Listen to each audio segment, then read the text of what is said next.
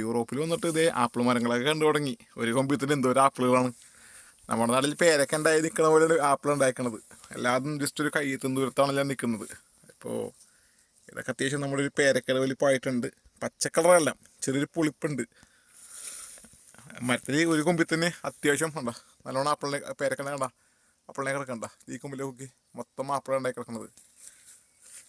Okay, ഇവിടം വരെയൊക്കെ apple ഉണ്ടായി ഇങ്ങനെ കിടക്കണ്ടല്ലേ, 3 എണ്ണമൊക്കെ വെച്ച് ഉണ്ടായി കിടക്കണത്. അതുപോലെ ഇവിടെ 2-3 മരങ്ങൾ ഞങ്ങളുടെ പ്ലോട്ടിൽ അവിടെ കിടന്ന് നിൽപ്പുണ്ട്.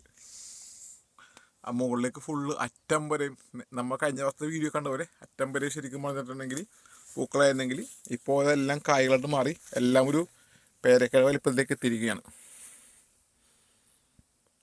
കൊള്ളാം. പക്ഷെ ഒരു കാര്യം, ഇത് ചെറിയൊരു ഇളം പുളി പോലെ ഒരു നാട്ടിൽ മാങ്ങയൊക്കെ തിന്നൂലേ, ആ ഒരു ഫീലാണ്. പുളിയുണ്ട് നന്നായിട്ട്.